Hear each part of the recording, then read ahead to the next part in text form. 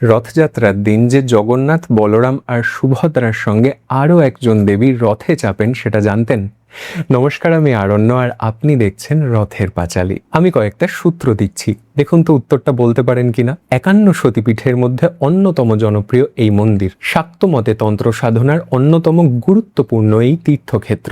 এই রথযাত্রা ঠিক কতটা প্রাচীন তা নিয়ে তিনটে মতামত পাওয়া যায়। প্রথম মত অনুসারে অবিভক্ত বাংলায় নাটোরের রানী ভবানীর দত্তক পুত্র রাজা রামকৃষ্ণ এই রথযাত্রার প্রচলন করেন। দ্বিতীয় মত অনুযায়ী সাধক বামা খেপার হাত ধরে এই রথযাত্রার সূচনা। তবে তৃতীয় মত ইতিহাসের আঙ্গিকে সবচেয়ে বেশি তথ্য সমৃদ্ধ। ঐতিহাসিকদের একাংশের মতে সাধক দ্বিতীয় আনন্দনাথের সময় এই রথযাত্রার সূচনা হয়। তিনি 17 ফিট উঁচু পিতলের রথ তৈরি করান। সেই রথে চড়েই দেবী আজও নগর পরিক্রমা করেন। রথযাত্রার দিনে দুপুরবেলা দেবীকে ভোগ দেওয়ার পরে শুরু হয় বিশেষ আরতি। তারপর বেনারসি শাড়ি পরিয়ে সোনার অলংকারে সাজিয়ে তাকে গর্ভগৃহ থেকে বাইরে নিয়ে আসা হয়। সুসজ্জিত রথে চেপে দেবী প্রথমে নিজের মন্দির প্রদক্ষিণ করেন, তারপরে তিনি বেরোন নগর পরিদর্শন করতে।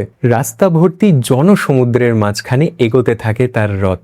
রাজবেশে দেবীকে দেখে ভাব আবেগে আপ্লুত হয়ে জয়ধ্বনি করতে থাকেন ভক্তরা। পুরোহিতরা রথ থেকে দেবীর প্রসাদ হিসেবে প্যাড়া আর বাতাসা বিতরণ করতে শুরু করেন। ভ্রমণ শেষে সন্ধেবেলায় তিনি আবার ফিরে আসেন নিজের মন্দিরে। কোন মন্দির আর কোন দেবীর কথা বলছি বুঝতে পেরে থাকলে প্লিজ কমেন্ট করে জানান। আর যদি এখনো না বুঝে থাকেন তাহলে উত্তরটা আমি বলে দিচ্ছি। আষাঢ় মাসের শুক্লা দ্বিতীয়া তিথিতে জগন্নাথ, বলরাম আর সুভদ্রার পাশাপাশি পশ্চিমবঙ্গের বীরভূম জেলার তারাপীঠের মা তারা বেরোন রথযাত্রায়। ভক্তরা মনে করেন মা তারা স্বয়ং শ্রী জগন্নাথ দেবেরই প্রতিভূ।